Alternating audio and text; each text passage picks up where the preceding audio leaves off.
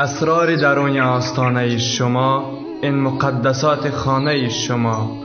آبروی اهل کاشانه شما. پذیرا باشید صدای رادیو پیام با برنامه آستانه.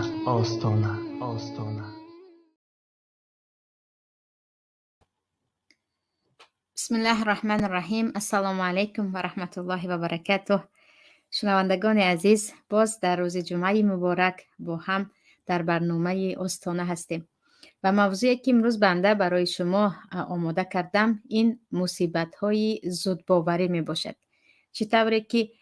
دیده ایستاده اید، علل خصوص خواهر و برادرانی که با شبکه های اجتماعی کار دارند، در عالم مجازی روزی نیست که یک نفر را رسوا نکنند. شرمندگی فلانی را بینید، یا بی‌حیاگی دختر تاجیک را بینید، یا فلان مولا را بینید چی میگوید، یا یگان جاهل را بینید چی میگوید. یعنی این نمود رسوا کردن روز از روز دارد زیاد میشوند و خیلی نفرانی ببخشید حرامخور هم هستند که فقط به خاطر از طریقه یوتیوب و یا بیننده و لایک پول کار کردن، کاری اساسی آنها، مهنتی اساسی آنها که به جز زهر مال چیزی دیگر نیست، این یگان نفر را رسوا کردن و زیاد بیننده گرفتن هست. و سبب دیگری که این موضوع را من برای شما عزیزان آماده کردم این است که خیلی زیاد از خواهرانی هستند که به بنده سوال میکنن که به خاطر اینکه از کدام چیز شنیده است شوهرم به من دم نزده مرا طلاق داد. و همین دیروز بود خواهره که سوال کرد که فقط به سبب اون که ینگه از چیزی به شوهر من گفته است به من زنگ زد و به محض اون که گوشی را برداشتم گفت تو 3 طلاق هستی و اکنون من چیکار کنم نمیدانم. و اینجا را ببینید که با شنیدن یک سخن یا با شنیدن یک خبر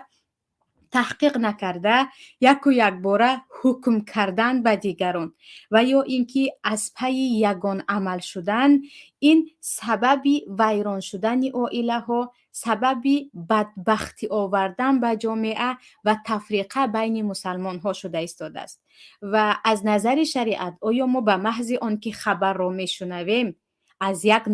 نفری که زنده و در پیشمون هست و یا علل خصوص در این عالم مجازی که یک نفری که شما در حیاتتون درباره او چیزی نمیدونید سخن او را گرفته بالای کسی تهمت کردن و باور کردن، این از روی عقل و منطق است و از طرف دیگر آیا به این چیز شریعت و پروردگار اجازت میدهد یا نه؟ بیایید همین موضوع را از نزدیک ببینیم. اولا اگر به سوره حجرات آیت 6 نگاه کنیم، الله میگوید یا ایها الذین آمنوا ان جاءکم فاسق بنبأ فتبینوا. ای آنهایی که ایمان آورده اید، ای مسلمان ها، وقتی به نزد شما فاسق خبر میبیارد، یعنی فاسق اینجا به معنای نفران گناهکار، آنهایی که از خبر دروغ یا اینکه از خبر کشی کردن نمیترسند، فتبینوا. و نگاه کنیم به این آیتی که پروردگار درباره چگونه خبر را گوش کرده به آن باور کردن و یا اینکه اول آن خبر را ما باید تحقیق کنیم و ما چگونه راه را نشان میدهد. یا ایها الذین آمنوا ان جاءکم فاسق بنبأ فتبینوا ان تصیبوا قوما بجهالة فتصبحوا علی ما فعلتم نادمین. الله میگوید وقتی کسی به شما خبر آورد، علل خصوص نفری که شما هنوز او را نمیشناسید، درباره ایمانش، اخلاقش، امانتداریش آنقدر شما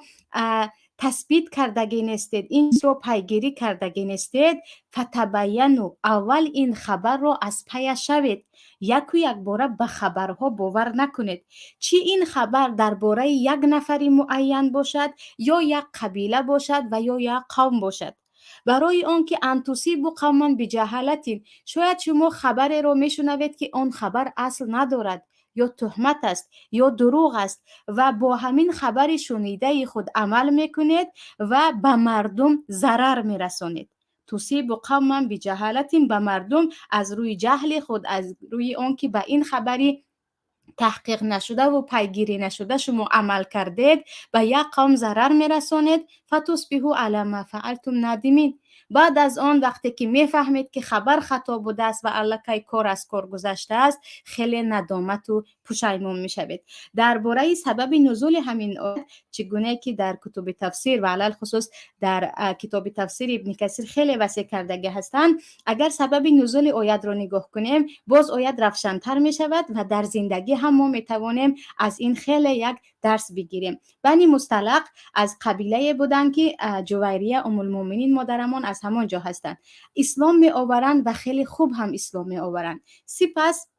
سردار قبیله به پیامبر صلی الله علیه و سلم میگویند که من اکنون میروم و قومم را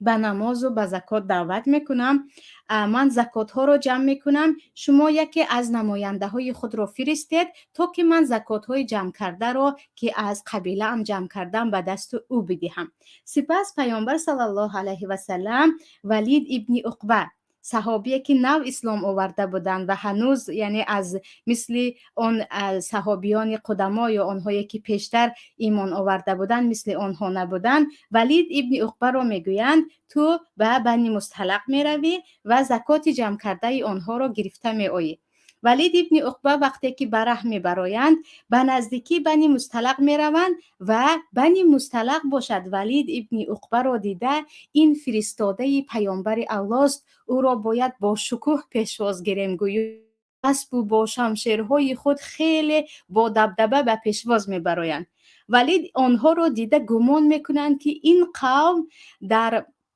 کشتن ایشان تصمیم دارد و الان ولید را همراهانشان میکشند و به عقب میآیند. ولید به عقب میآیند و آن قوم بنی مصطلق هم در حیرت میمونند. ولید به نزد پیامبر صلی الله علیه و سلم میآیند. وقتی پیامبر صلی الله علیه و سلم میپرسند که چیکار کردی، زکات کجا شد، آیا رفتی یا نه، ولید ابن عقبه میگویند پیامبر الله آنها قصد داشتند مرا کشند و این چنین زکات را دادنی نیستند. یعنی این تهمت نسبتی بنی مصطلق بود از جانب ولید ابن عقبه. آن هم از روی گمان بدی خود این را فکر کرده برآوردند، به یگان دلیل فقط آنها را دیدند با شمشیر با اسبها و با همین در دلشان چنین گمان پیدا شد و اومده به پیامبر گپی دروغ میزنند که آنها مرا کشتنی بودند و زکات را هم ندادند. پیامبر صلی الله علیه و سلم که با سردار بنی مصطلق عهد و پیمان کرده بودند خیلی غضبناک میشوند و خالد ابن ولید را میگویند بیرو با آنها بجنگ، چگونه آنها میتوانند عهد و پیمان را ویران کنند، باز فرستاده مرا عزم کشتن کنند. وقتی خالد ابن ولید به راه میبرایند میبینند که بنی مصطلق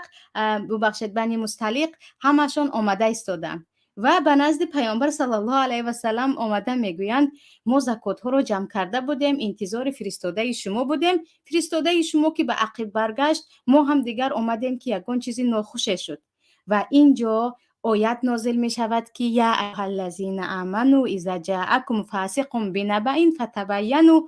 اگر به شما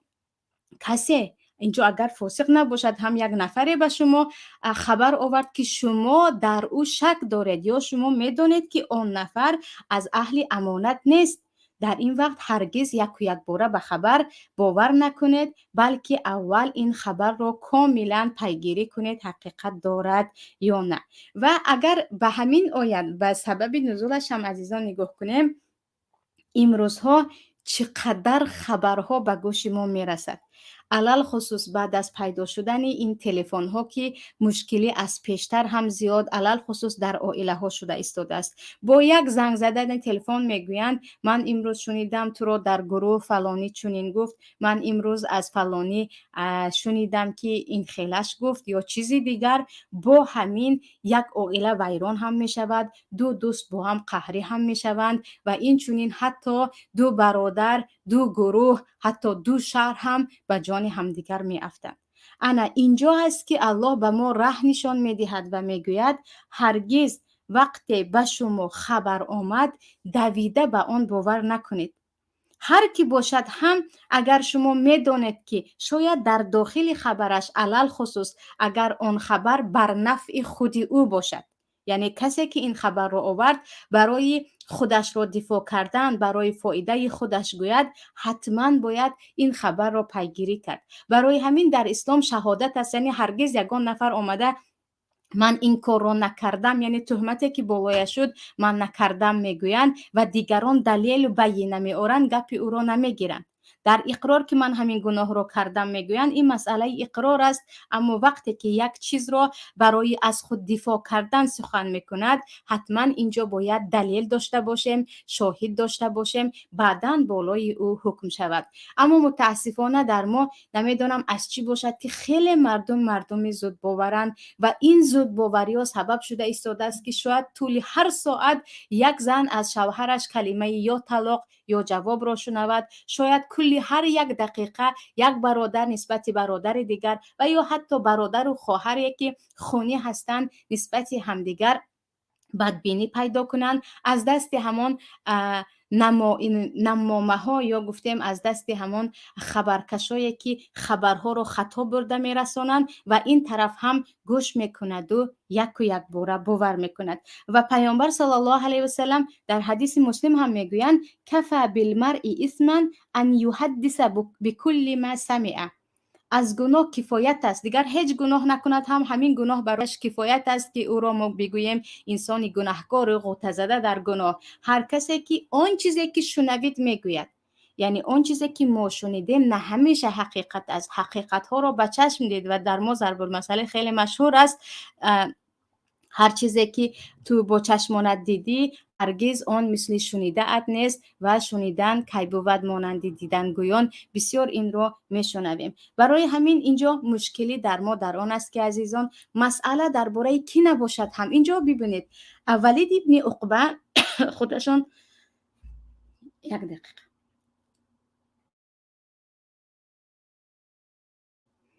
ولید ابن عقبه خودشون صحابی بودن. با وجود این هم وقتی خبری ایشان را پیامبر صلی الله علیه و سلم گوش کردند و باور کردند، الله آیت نازل کرد که اگرچه ولید از شناسی تو میشناسی میبینی خودت فرستادی باشد هم خبر که آورد خبرش را یک بار قبول نکن. اینجا ما به خبری کیها گوش کرده ایستادیم. یعنی یک نفر را می آورند، شاید شما آن را شناسید دیدید اما 100% درباره او معلومات ندارید که آیا این راست میگوید یا خطا میگوید، علل خصوص در نسبت یگان نفر باشد. در اینجا باید خیلی تحقیق کرد و کمی بعد درباره این هم گفته میگذاریم. اما درباره عائله ها علل خصوص زنهایی که درباره شوهرشان میشنوند، یعنی خیلی بسیار خواهرها هستند که فقط به خاطر دیدن یک عکس یا به خاطر دیدن یک رساله، یک خطی که در آنجا نوشته شده است که این به یگان زنک فرستاده ایستاده است، با همین قهر میشوند و از خانه میروند، فرزندها رو گرفته میروند و با همین من دیگر زندگی نمیکنم میگویند، در حالی که شاید اون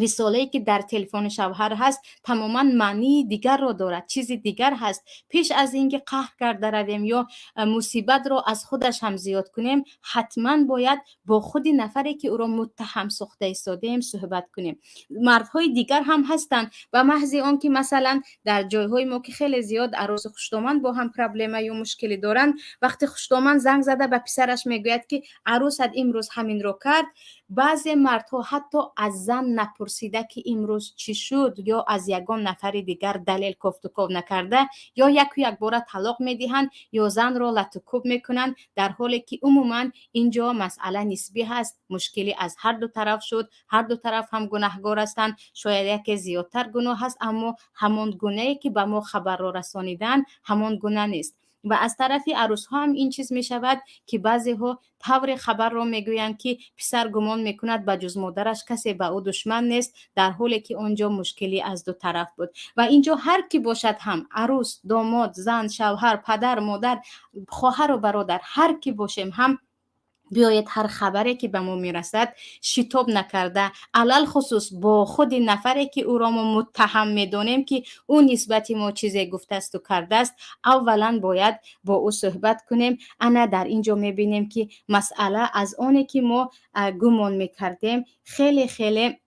سبکتر بوده است و بدبینی ها و چیزهای دیگر هم از بین می رود. و اینجا در صحیح بخاری و مسلم هم هست که وقتی که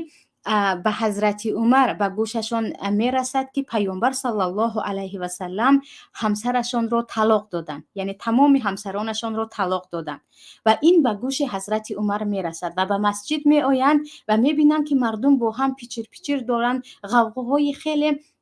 گوشرس هست که رسول الله تمام همسرانش را طلاق داد. در اینجا حضرت عمر به گفته های مردم گوش نمی کنند، خودشان دویده به نزد پیامبر صلی الله علیه و سلم می روند و می گویند پیامبر الله آیا شما همسرانتان را طلاق دادید؟ پیامبر صلی الله علیه و سلم وقتی می گویند نه طلاق ندادم، از همانجا صدا بلند می کنند که پیامبر همسرانش را طلاق نداده است. و اینجا به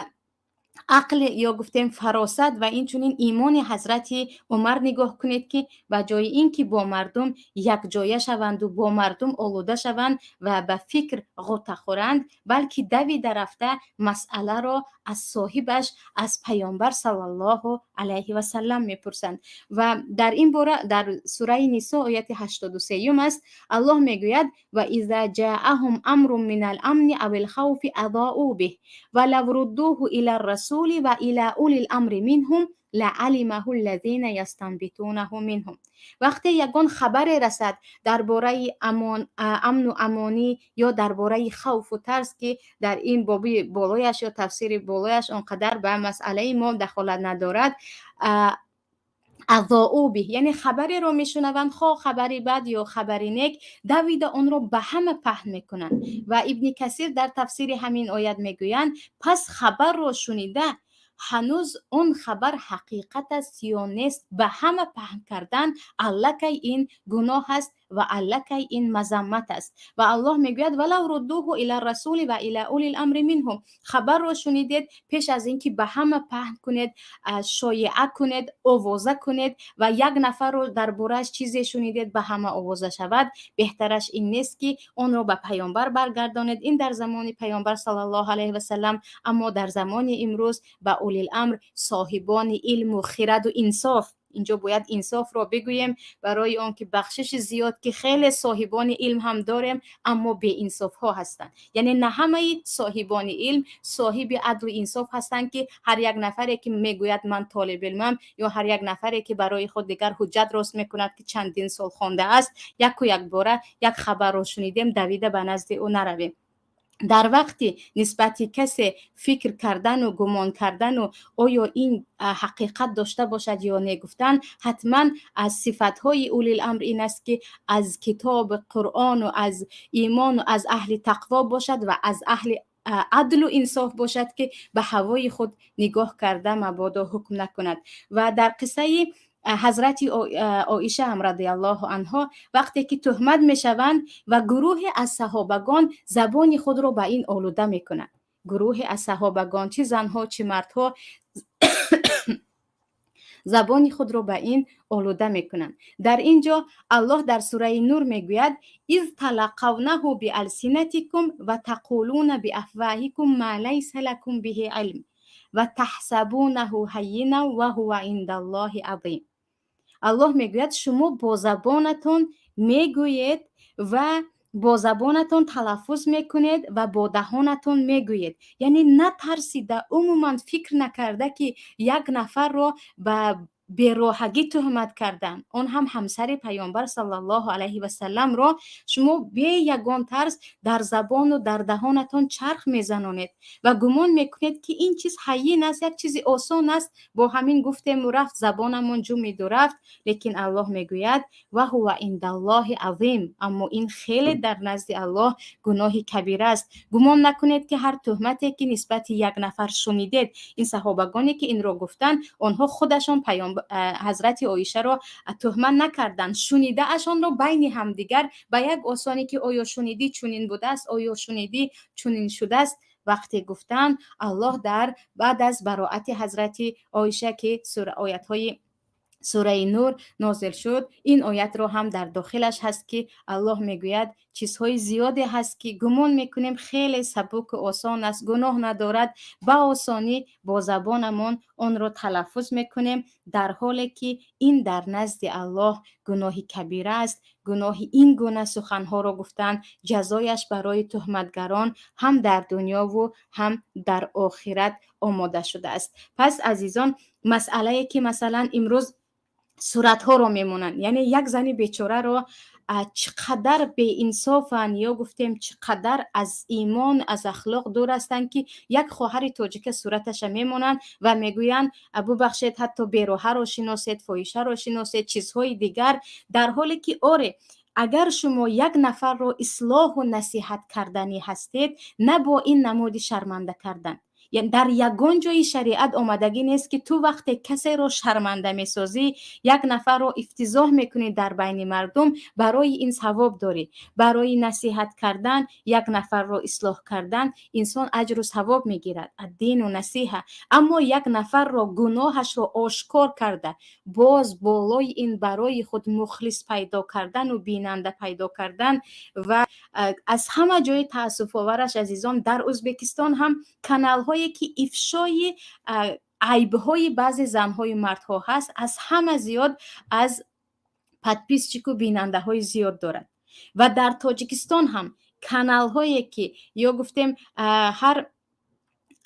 گروه هایی که در آنجا، گروه هایی که در داخلش زنها رو شرمنده میکنن، مردها رو صورت هایش که شرمنده میکنن یا دربارهش چیزی میگوین، از همه زیاد بیننده دارن. اگر ما اصلاح، یعنی یک نفر ضررش به همه رسیده ایستاده است، این رو بدانیم که یک نفر خیلی ضررش به همه رسیده ایستاده است، جدا مردم رو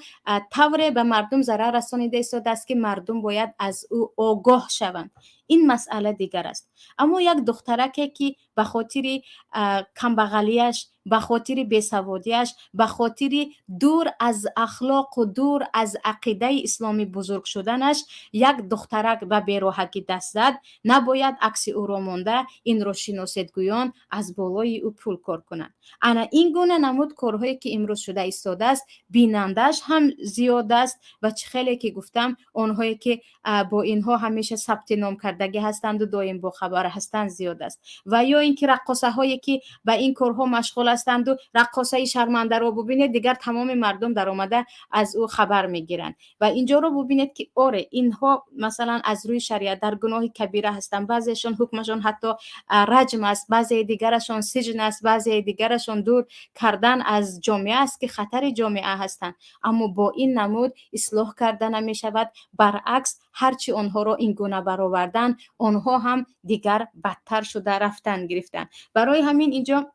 به این مسئله نگاه کنیم که بعضی حتی خواهرای مسلمان رو یا یک برادر مسلمان رو شاید بیخبری با همسرش بود و کسی عکس گرفت که این کار رو در تاجیکستان چندین سال پیش از آن سگ‌های حکومتی کرده انجام داده بودن. یک چند زیاییان رو حتی به همسرش باشد هم نوارش رو نشان دادند و انمولا رو بین گفتند و خواستند دیگر رسوا کنند. پس نباید باور کنیم. عکسش رو دیدید، صورتش رو دیدید، با این چیز خود رو آواره کردن یا گفتیم با این چیز خود رو مشغول کردن، این رو به آن و به این فرستادن و علل خصوص با همین خود رو مشغول کرده از پی این چندین بار با گفتگو کردن، نه به اعتقاد ما نه به دنیای ما به هیچ چیز فایده نمیرساند و خیلی زیادش هم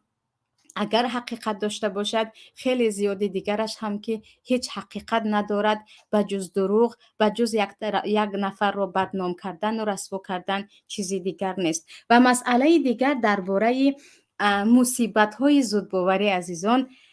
یک چیزی هست که اصلا خیلی موضوع وسیع است، باید یک موضوع علاهیده کنیم، ولی گفته میگذرم درباره بعضی از نفران آبرودار، خواه از اهل علم باشند، خواه از اهل خرد باشند، خواه از به گفته خودمون علما یا ضیاعی دین باشند، هر روز یک نفر را بالای نامش یک کرست سرخ را میبینید که برحذر باشید از این مولای مبتدی یا برحذر باشید از این ایشانی چیزی دیگر یا صوفی یا حتی مشرک یا کافر یا چیزی دیگر. و این مسئله ها هم پیش از همه برای یک نفر رو حکم کردن نه همه نفر میتواند حاکم باشد یا قاضی باشد و شرط های یک نفر را کیها میتوانند حکم کنند. بالای یک نفر کی میتواند حکم کند؟ این کاری هر یک بیسواد یا هر یک نفری که خود را از پیش خود علامه زمان میگیرد نیست. این کاری هست که مرجعش برمیگردد به نفری که در او شرط های اولوالامر بودن یا شرط های قاضی بودن باشد که درباره کیها میتوانند حاکم باشند. انشاءالله یک برنامه دیگر آماده میسازم که حتما آن نفر اولا از کل احکام ها با خبر باشد،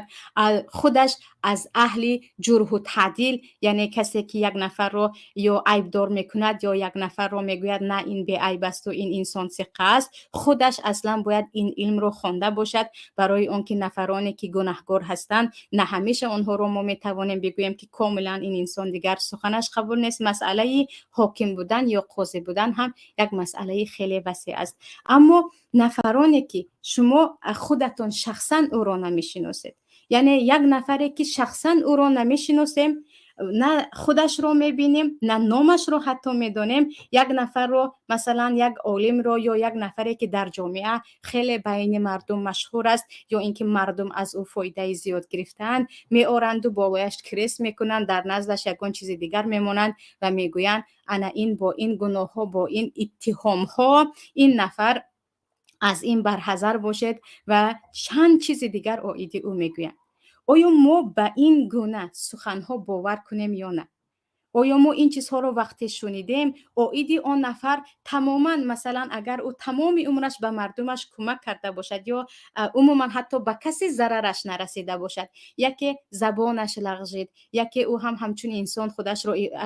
کنترل کرده نتوانست یا یکی چیز دیگری گفت، اگر همون سخنش را یک جمله اش را از جای پیدا کردند و آوردند و ماندند یک باره به او باور کنیم یا اینکه این هم داخل می شود به همین آیتی که یا ایها الذین آمنوا اذا جاءکم فاسق بنبأ فتبینوا،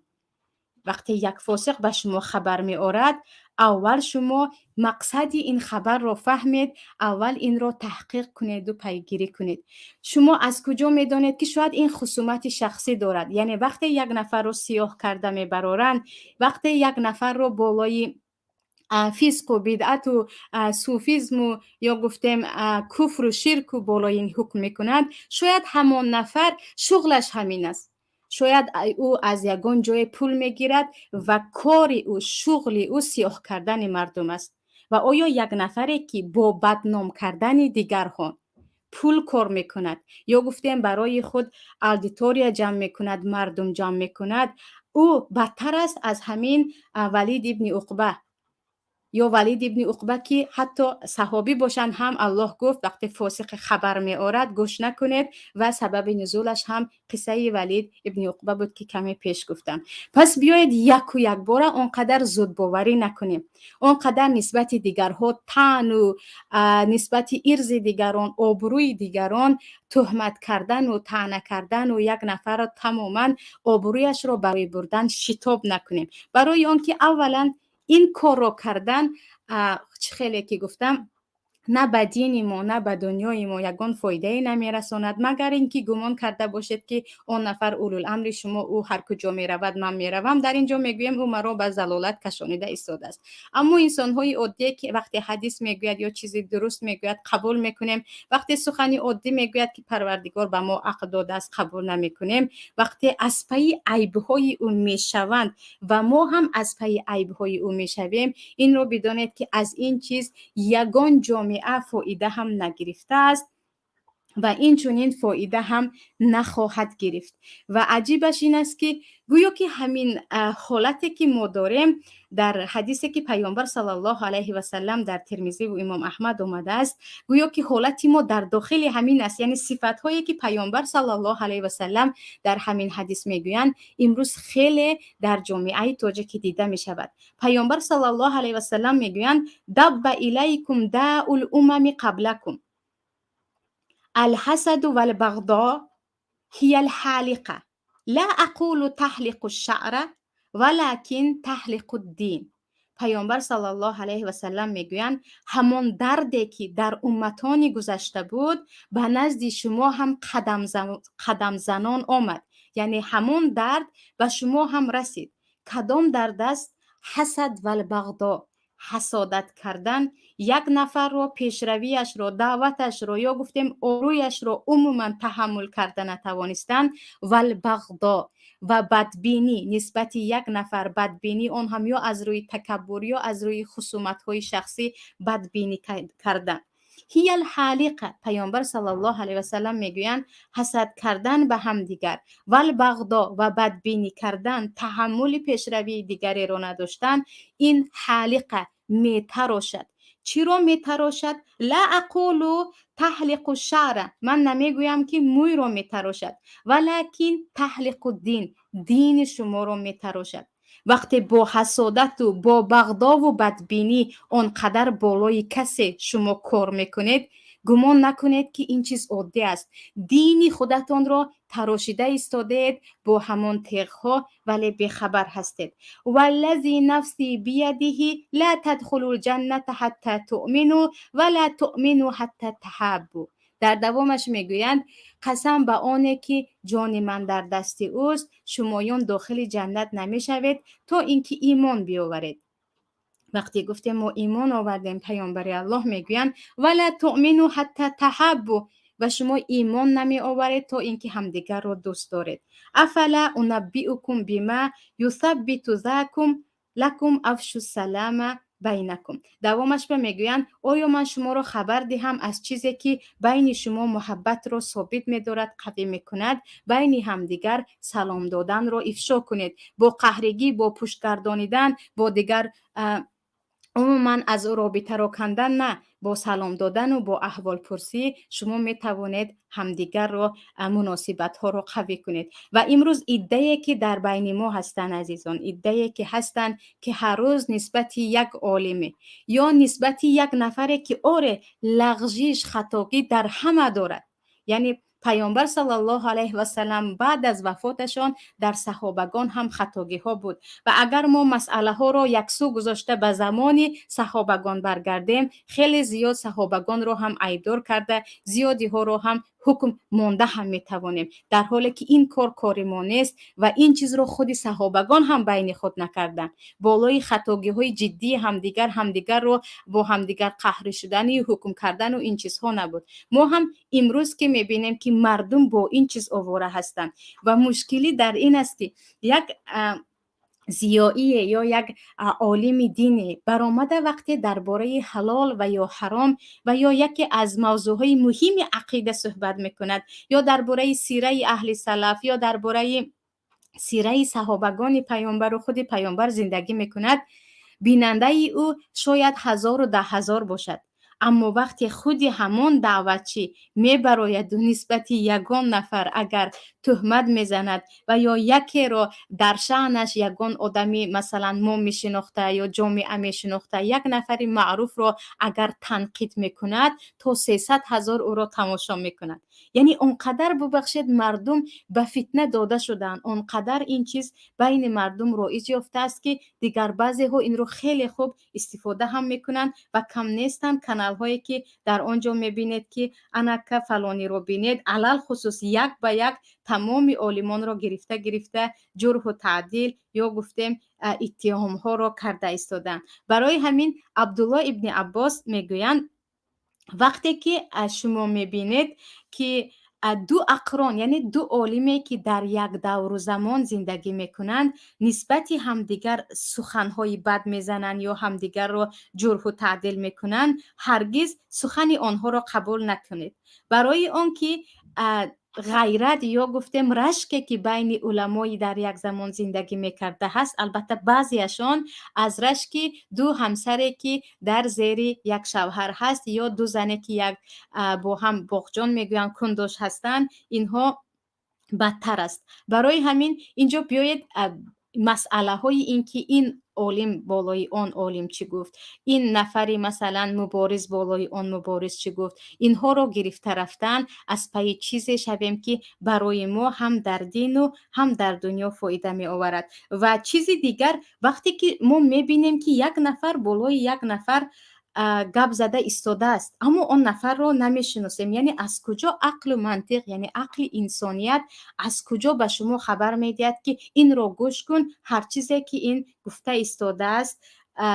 راست است. برای اون که اینجا یک مسئله عجیب است، یعنی بسیاری از نفرانی که به همین جرح و ببخشید تعدیل الان مشغول هستند، یعنی آنهایی که میبرایند و یک نفر رو کاملا، این مسئله خیلی جدی است، یک نفر رو میبرایند و درباره او چیزهای خیلی زیاد میگویند، یا اینکه یک نفر رو از داخل صحبتش یک جمله اش رو قیچی زده میگیرند و یک چند عالم رو میبینید که گپ‌های آن عالم رو نسبت این میآورند و همین چیز رو ساخته خودی همان علما نیستند. یک نفر دیگری هست که این رو میخواهد، اول برای اون که بیننده زیاد میخواهد، دوم خودش وی بجز فتنه‌گری دیگر کار ندارد. یعنی این گونه ببخشید باز نامش رو هم یگان نام‌های اسلامی میمونند، یعنی یک نام‌های اسلامی، و من هرگز نمیخواهم با نام یگان نفر رو در اینجا گیرم و تنقیدش کنم، با یک نام‌های اسلامی کانال میکشایند، داخلش می‌دراید بجز لطمه زدن به علما، در حالی که گوشت علما مسموم است، آن زهر قاتل شماست. خواه و ناخواه در دنیا آن چیزی که برای مؤمن، برای علل خصوص داعیه که او حیاتش را به خاطر دین داده است، به خاطر دعوت الله داده است، او خادم الله است. وقتی شما اینجا آنجا مردکاری میکنید یا سوداگری میکنید یا از یگان نفر پول گرفته میخورید، بسیاری از علما با یک نانیقاق صبر کرده خودشان دیگر در دعوت هستند. وقتی نسبت اون تهمت ها رو میکنیم، هرگز الله با همین احوال نمیموند. یعنی جزای نفرانی که از پی علما هستند میبینند و خیلی در این باره ادله زیاد است که الان نمیخواهم درباره‌اش بگویم، ببخشید نمیخواهم موضوع رو چت کشم. پس نفرانی که جرح و تعدیل میکنن عزیزان، یعنی یک نفر درباره‌اش گپ میزند و ما او رو حتی نمیشناسیم، یعنی عقل چگونه میتواند به ما امر کند که به او باور کن؟ اگر یک نفر رو نشناختید و او درباره خودش گفت که من مثلا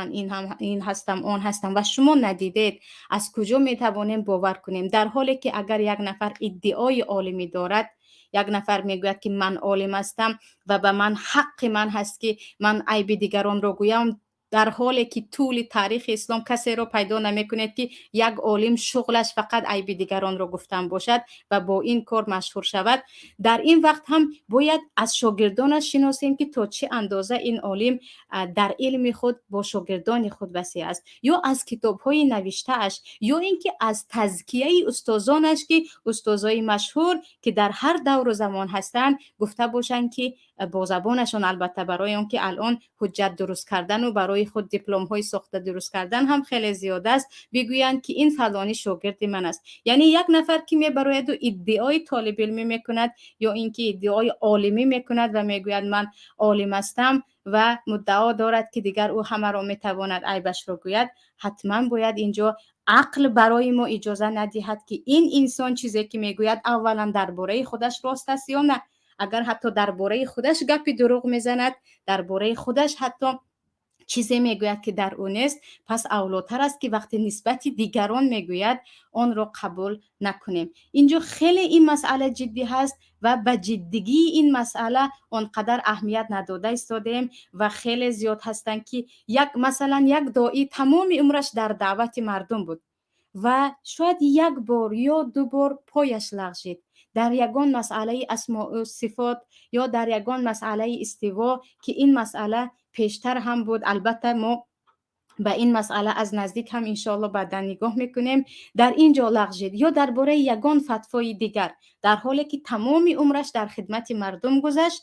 یعنی تمام عملی 80 ساله او یا بعضی را عملهای 60 ساله او را یکسو گذاشته با دو فتوای خطای او دیگر او را حکم به جهل و به بدعت و حتی دشمنی اسلام و طاغوت پرستی و این چنین او را تماما از اهل اسلام برآوردن.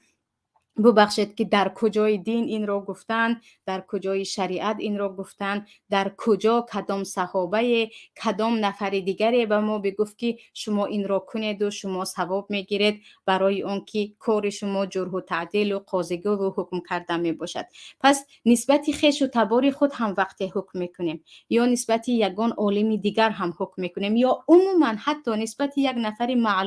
معلوم و معروفه که او بین جامعه معروف هست، او بین جامعه دارد خدمت میکند، حکم میکنیم. اولا حاکم کسی هست که شرط و شروط قاضی شدن و حاکم شدن را داشته باشد که حتما در این باره یک موضوع دیگر آماده میسازم. اما مایان شنونده ها که اساسا مردم زیادی ما شنونده هستیم، یعنی نفرانی که صحبت میکنن عددشان کمتر است از نفرانی که ببخشید خیلی زیاده است از نفرانی که دعوت میکنن. اما شکر پروردگار طالب علمانی با عدل و انصاف هم خیلی زیاد هستند یا علمای خیلی با عدل و انصاف هم زیاد هستند که آنها از پی دعوت هستند. اما یک چند نمود دیگر مردمی هستند که آنها شغلشان دیگر رسوا کردن دیگران است، شغلشان رسوا کردن و هر روز یک نواری رو از این کانال یا اون کانال میبینید که نام کسی رو گرفتن یا نوار کسی رو قیچی زدن. مایان مستمعین همچون شنونده بیاید اولا عقل خود رو کار بریم که همین چیز رو کسی که آماده کرد اولین مقصدش چی است؟ آیا اصلاح در جامعه میخواهد؟ این گونه اصلاح نبود. پیامبر کسی را ای ابو جهل تو کافر هستی با فلان دلیرگویان جیغ زده مردم دعوت کرده نبودن. یا وقتی که به مدینه رفته بودن عبدالله ابن سلول رأس المنافقین هرگز در یگان جا برآمده با صدای بلند مردم بیاید بشنوید بشناسید این عبدالله را بشناسید، این همان است که همسر مرا تهمت کرد، این همان است که این کارها را انجام داد، او را رسوا کرده. حتی منافقین را این کار را نکرده بودند یا حتی با کفار این کار را نکرده بودند که صدا بلند کنند و بگویند که شناسید این جاهل را، شناسید این منافق را، شناسید. این چیز در سنت پیامبر صلی الله علیه و سلم نبود. و آن وقت که مسجد دیگر جای اعلان بود هرگز کسی را در مسجد برآمده اعلان کرده شرمندگی اون را دیگران شاهد شوید این گونه چیزها نبود. آره حد و حدود بود اما آن هم با قبول شاهدان یا با اقرار متهم در حدود شریعت. پس عزیزان کسی که شغلش همین است یا کانال هایی که به همین کار مشغول هستند اولا بیاید به خود سوال دهیم آیا کسی که اصلاح میخواهد، یعنی او میخواهد که مردم اصلاح شوند، او میخواهد که جامعه آباد شود، او میخواهد که عقیده مردم تغییر یابد، عقیده توحید در قلب آنها جا گیرد، آیا توحید را با یک نفر سیاه کردن در حق او هر چیزی که به زبان آمد بدون دلیل درباره او گفتن می شود جامعه را اصلاح کرد؟ نه اگر گفتن این نفر همان نفر را میخواهد اصلاح کند مگر نصیحت در غیب نیست؟ مگر نصیحت کردن کسی را نصیحت کردنی هستیم با او با تنهایی صحبت میکنیم و هرگز نگویم که علاجش نیست برای آنکه هزار و یک راه هست. الان اگر به کسی تنها به تنها میخواهیم ما خودمان نصیحتش کنیم. اصلاح جامعه را در این چیز میبینیم جامعه با این کار ما هرگز اصلاح نمیشود. همان نفر را اصلاح میکنیم اون نفر یک نفر وقتی بالای شما برآمده اونقدر تهمت میکند هرگز او را قبول نمیکنید. چیزی دیگر به ما حق داده اند یا اینکه به ما وحی نازل شد که من باید همه رو حکم کنم، من باید قاضی شوم. از زمان پیامبر صلی الله علیه و سلم تا همین روز آیا عالمی را شنیده ایم که او دیگر ببخشید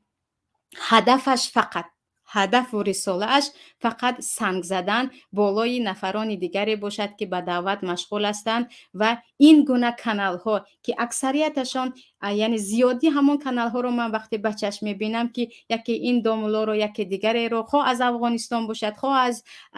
اهل سنت ایران باشد خواه تاجیکستانی خودمان باشد الان شروع کردن و بعضی از علمای عرب، دولت‌های عرب وقتی شروع میکنن، اکثریت همون جوان‌هایی که به این کار مشغول هستند، اگر تنها به تنها صحبت کنید، نه علم اصول دین خواندن، نه یگان کتاب تفسیر رو تمام کردن، نه از کتاب‌های حدیث با خبر هستند، نه از تاریخ با خبر هستند، یگان دو سه کتابچه یا یگان دو سه درس‌های یگان نفری مثل خودشان با هدف تیار شده رو گوش کردند و به این کارها دست میزنند. آنها که دیگر انذرتهم ام لم تنذرهم لا یؤمنون، مثل این آیت، لیکن به کفار است، هرگز به برادران مسلمان نیست. ایده هستند که گفتید نگفتید قبول نمی شود، ولی شمایان عزیزان شنونده که مرا میشنوید و بعداً خواهید شنوید، هر کی هم باشیم، در کجا هم باشیم، وقتی نوار رو میبینیم نسبت یک نفر رو رسوا کردن است، یک نفر رو آبرویش رو بردن است، یک نفر رو حکم کردن است، خواه زن است، خواه مرد است، خواه خواهر است، خواه برادر است، هر کی هم باشد، اولین سوال به ما بیاید که هدف از این چی است؟ هدف از این کارش چی است؟ اگر اصلاح جامعه است، با این نفر را رسوا کردن جامعه تا چه اندازه اصلاح می شود؟ هدف رسانیدن عقیده و اسلام و هرچی که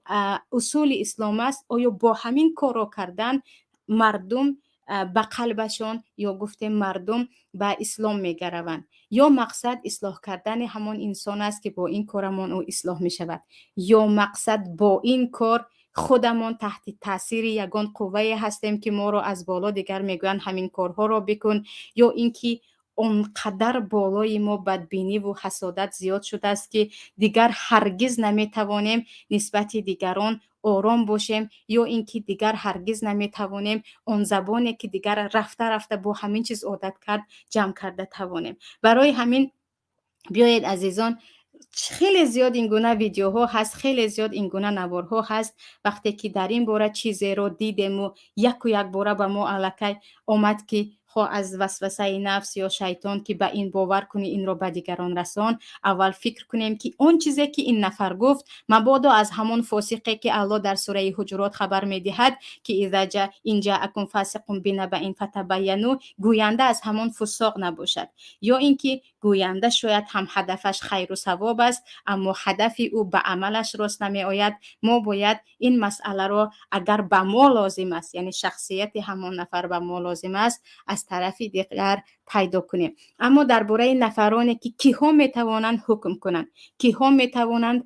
قاضی باشند، آیا زن هم میتواند حاکم باشد، آیا زن هم میتواند قاضی باشد، و نفرانی که نسبت دیگران عیبهای دیگران را پیدا کرده میتوانند و بالایش حکم مانده میتوانند، که این گناه ها هم خیلی زیاد شده ایستادند. و به قریبی خواهر عزیز یکی از شاگردان به من گفتند که در خود همین ترکیه خیلی زیاد خواهرانی هستند که حتی تجویدشون خوب نیست و تقریبا به نصف تاجیکستان حکم میدهند که فلانی این است و فلانی آن است. درباره اینها چی گفته می شود؟ ما اینها رو چیکار کنیم مگر دین الله، شریعت الله تا جایی رسید که هر بی‌سواد میتواند از نام شریعت حکم کند؟ در این موضوع هم همراه باشیم و انشاءالله یگان برنامه دیگر آماده میکنم. تا برنامه های دیگر در پناه الله یکتا باشید. خیلی از پروردگار و امید دارم و به نزدش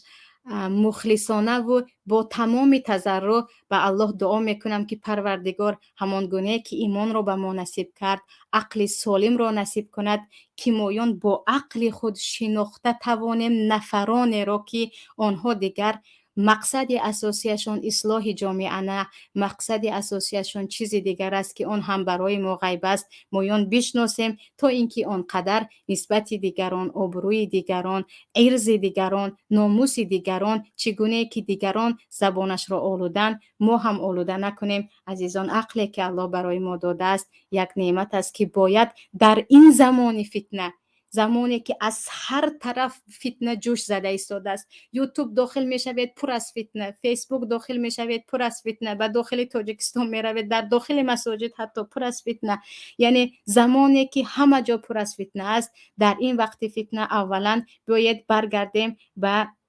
اصل دین، قرآن و سنت، زندگی پیامبر صلی الله علیه و سلم. وقتی چیزی نمیتوانیم با عقل خود هم کمی گفتگو کنیم که این نفران هدفشون چی است و چی هم میخواهند، که چرا اینقدر بالای مردم این همه تهمت ها رو آورده ایستادن، آن هم با شعاری که ما میخواهیم مردم اصلاح شوند، عقیده مردم اصلاح شود، با امید آن که نعمت های پروردگاری که در ما هست از آن استفاده کنیم و هرگز در آبروی ارز دیگران ما زبانمان را آلوده نکنیم. برای آنکه تهمتگر جزایش را در دنیا و آخرت می‌بیند. شما را به الله یکتا می‌سپارم. السلام علیکم و رحمت الله و برکاته. اسرار درون آستانه شما، این مقدسات خانه شما، آبروی اهل کاشانه شما. پذیرا باشید صدای رادیو پیام با برنامه آستانه.